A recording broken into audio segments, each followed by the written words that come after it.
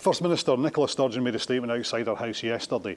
How much of a distraction is all of that to you as First Minister and to the SNP going into this convention this weekend? Look, I am only in control of the events that I am in control of course.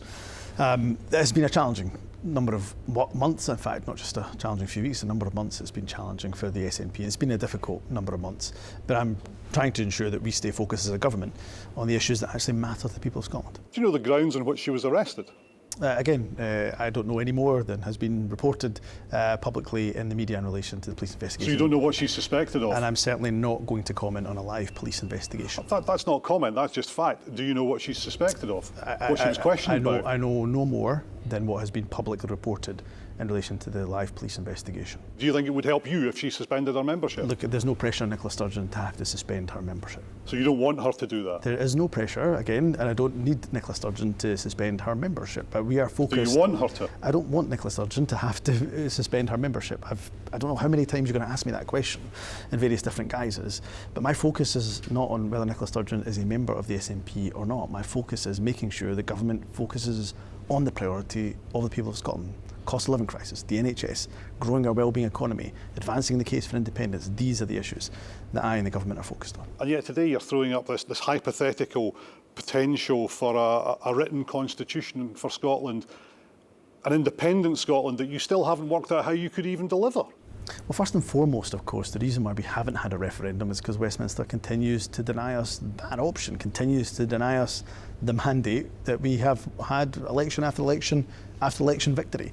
And because you don't have the power to deliver But the second point that I would make is, of course, this may be unfashionable given the antics of Westminster over the last few years, but I tend to think we should follow through on the promises that we made. And one of those promises that we were elected on was to ensure that we articulate the vision of an independent Scotland. I think the written constitution, which will embed people's rights in terms of equality, embed important protections like continuing to protect the NHS free at the point of use, I think that presents a really positive vision of the kind of Scotland we could be. But it turns out you've been promising people something all along that you can't deliver. No, again, for when we have independence, and I've got no doubt in my mind that Scotland will be an independent country, then this gives us a great model of what an independent Scotland's written constitution should be like, what issues it should consider, what vital protections it should embed within that written constitution. Do you think you're going to be telling your party on Saturday in Dundee that you're the leader that's going to take them to independence? I genuinely believe I will be the leader that will deliver independence for Scotland. I wouldn't have put myself up for the leadership election if I didn't think I could deliver independence. I will also be truthful. What's your timescale for that? You're there for the next 3 years potentially.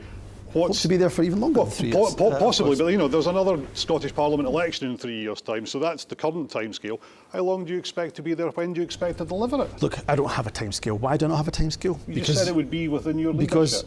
Yes, I believe it will be within my leadership. I believe I will be the leader who will be able to break the Westminster intransigence, not through just my actions, but actually through the fact that we're increasing and will increase popular support, because it is popular support that will help to break the logjam that has been created by continued Westminster denial. But there's no easy shortcut to independence given Westminster's denial. We're going to have to increase popular support in order to get that independence referendum. But the opinion polls suggest that support for independence is at best static, while support for the SNP is slipping. So you're going in the wrong direction.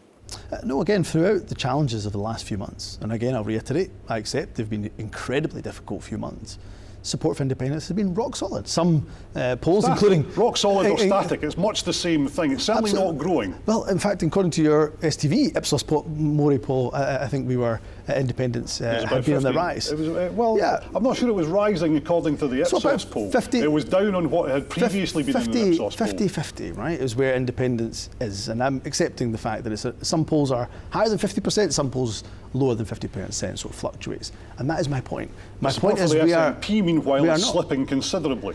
Given, of course, the events of the last few months, I suspect that is what is driving some of that slippage in support. But nonetheless, and including, of course, in the STV poll that was carried out, the SNP were still ahead, despite the challenges of a last number of months. So A couple of council by-elections last week where you weren't still ahead. You got absolutely hammered in Bellshill and you lost in Dice and Aberdeen as well. Again, given particularly the events around the Bellshill by-election and given the events of the last few months, they are going to be challenging by-elections. I don't doubt that for a minute. And when it comes to the by-election in Rutherglen, so when you're losing, it's challenging. Campaigning. That's what you're saying, that when you're losing, it's challenging, but you're still intending to increase it. But there's no evidence that anything is increasing there for you in terms of support. What I'm saying is we are, of course, still in the midst of very, very difficult number of weeks, number of months, in fact. But of course, the SNP in almost virtually every poll that has come out has still been ahead. Now, I'm not taking that as granted.